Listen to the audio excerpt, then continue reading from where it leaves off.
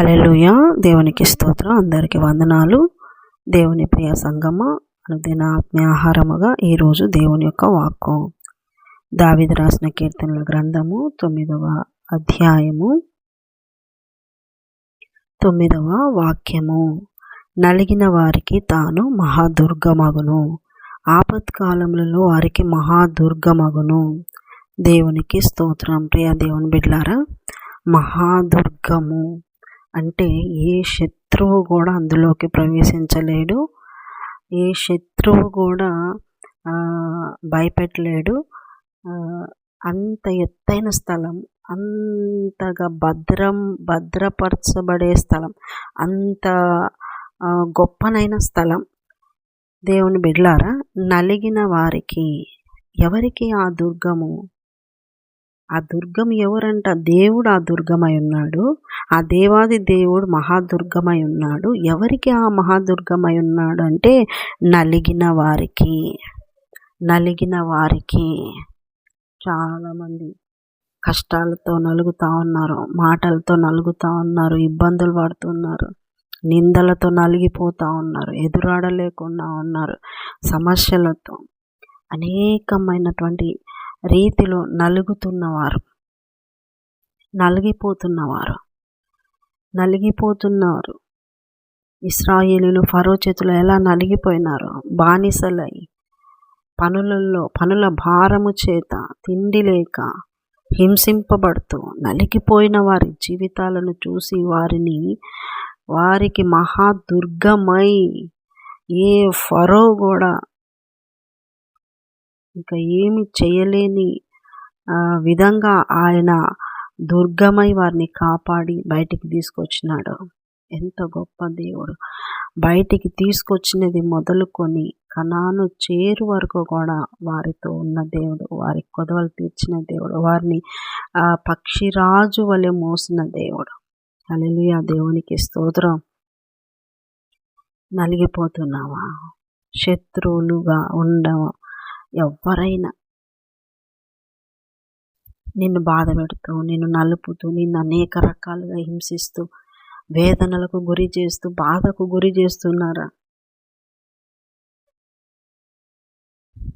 నువ్వు దేవుని వాక్యమును బట్టించి, నువ్వు దేవుని కొరకు, దేవుడు చేసే కార్యము కొరకు, దేవుడే పని పూనుకోవాలని ఎదురు చూసే బిడ్డగా నువ్వు ఉంటే దేవుడు నీకు మహాదుర్గము. దేవుడు నీకు మహాదుర్గమై ఉన్నాడు. దేవుడు నీకు మహాదుర్గమై ఉన్నాడు. ఆపత్కాలములో దేవుడు నీకు మహాదుర్గంగా ఉంటాడు. ఆయన నిరంతరము నీకు వదిలిపెట్టే దేవుడు కాదు. నలిగిపోతున్నావు బాధల చేత, హింసల చేత అంటే నిరంతరం వాటికి అప్పగించే దేవుడు కాదు. ఒక దినం రాబోతుంది, ఒక దినం వస్తుంది, ఒక క్షణం ఖచ్చితంగా నీ దేవుడు నీకు సహాయం చేస్తాడు, మహాదుర్గంగా ఉంటాడు. వారు నిన్ను టచ్ చేయలేని స్థితిలో పెట్టేస్తాడు, వారు నిన్ను అందుకోలేని స్థితిలో పెట్టేస్తాడు. వారు ఇంకా నిన్ను ఏ విధంగా కూడా నిన్ను గాయం చేయడానికి కానీ, నిన్ను ఇబ్బంది పెట్టడానికి కానీ, నిన్ను నశింప చేయటానికి కానీ, నీ మీద బలాత్కారం చేయటానికి కానీ, నీ మీద పెత్తనం చేయటానికి కానీ, ఏ రకంగా కూడా శత్రువు అయినటువంటి వాళ్ళు చేరుకోలేరు.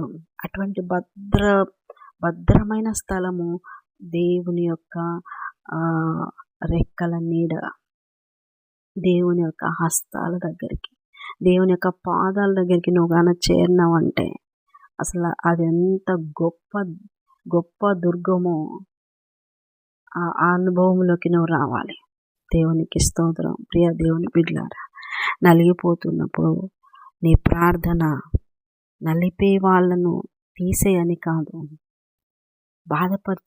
పరచబడేటప్పుడు బాధించే వాళ్ళను తొలగించమని కాదు, దేవుని వైపు చూస్తూ ప్రభువా వీరి విషయంలో నాకు విడుదల దయచేయని నువ్వు గాన దేవుని సన్నిధిలో మొరపెడితే దేవుడిచ్చే విడుదల గొప్పగా ఉంటుంది. దేవుడు వారి నుండి వారి యొక్క క్రియల నుండి, వారి యొక్క హింస నుండి, వారి యొక్క బాధ నుండి మిమ్మల్ని ఏ రకంగా బయటికి తీసుకొస్తాడంటే అసలు అద్భుత రీతిలో బయటికి తీసుకొస్తాడు, ఆశ్చర్య రీతిలో బయటికి తీసుకొస్తాడు. అటువంటి గొప్ప దేవుడే అంటున్నాడు. అసలు ఊహకు అందవు ఆయన క్రియలు, ఆయన కార్యాలు. మన తలంపులు వేరు, మన తలంపులు వేరు, ఆయన తలంపులు వేరు. మన ఊహలు వేరు, ఆయన ఊహలు వేరు. ఆయన నలిగిపోయే వారిని చూస్తున్న దేవుడు, విరిగిపోతున్న వారిని చూస్తున్న దేవుడు, నష్టపోతున్న వారిని చూస్తున్న దేవుడు, ఒంటరిగా ఉన్న వాళ్ళను చూస్తున్న దేవుడు, హింసించబడే వారిని చూస్తున్న దేవుడు, ఈ రకంగా ఎదుర్కొనలేని దీన దశలో ఉన్న వారిని చూస్తున్న దేవుడు. నమ్మకంగా ఆ స్థితిలో కూడా దేవుని విడిచిపెట్టక, ఆ పరిస్థితులలో కూడా దేవునికి వ్యతిరేకంగా ఉండక, ఆ పరిస్థితిలో కూడా దేవుని దగ్గర మొరపెడుతూ, దేవుని యొక్క కృపకై, దేవుని యొక్క కార్యాలకై నువ్వు వేచిగా నువ్వు చూస్తే ఆ ఆశ్రయదుర్గమైన దేవుడు నీ ఆపత్కాలంలో ఎలాంటి కార్యము చేస్తాడో నువ్వు చూస్తావు. ఆ మహాదుర్గమైన దేవుని యొక్క కార్యము ఇంకా ఎంత గొప్పగా ఉంటుందో నువ్వు ఒకసారి ఆలోచన చేసుకోండి.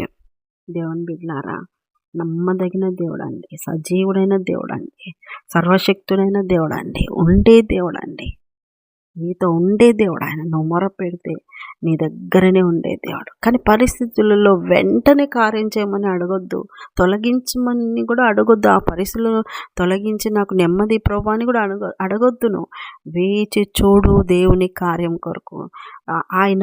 ఆయన ప్లాన్ ఏంటో ఒకసారి, ఆయన మనసులో ఏం ఆలోచన ఉందో దాని కొరకు వేచి చూడు.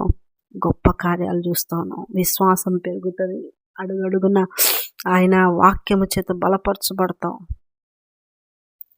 కాబట్టి ప్రియ దేవుని బిడ్డలారా, నలిగిపోతున్న వారి పక్షాన ఉండే దేవుడు, ఆపత్కాలంలో వారికి సహాయంగాను, అండగాను, మహాదుర్గంగాను ఉండే దేవుడు ఆయన. దేవుడికి మహిమ కలుగును గాక. దేవుడు మిమ్మల్ని ఆదరించి ఓదార్చి బలపరచును గాక. ఒక చిన్న ప్రార్థన చేసుకుందాం. యేసయ్య నీకు వందనాలయ్యా, విన్నవారిని దీవించండి, ఆశించండి, ఆరోగ్యాల్లో ఇచ్చండి. నిజంగా నా తండ్రి, ఎంతమంది శ్రమల్లో నలిగిపోతున్నారేమో, దుఃఖంలో నలిగిపోతున్నారేమో, వారికి సహాయం దయచేసి ఆశ్రయ దుర్గంగా మీరు ఉండమని, మీ కృపగల హస్తాలకు అప్పగించుకుంటూ రాకకలకే సిద్ధపరచమని యేసు పరిశుద్ధ నామమున అడుగుతున్నాం మా తండ్రి. ఆమేన్, amen, amen.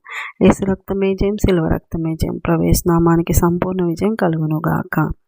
Amen, amen, amen. Good morning. Praise the Lord. దేవుడు మళ్ళీ దీవించి ఆశీర్వదించును గాక. ఆమేన్.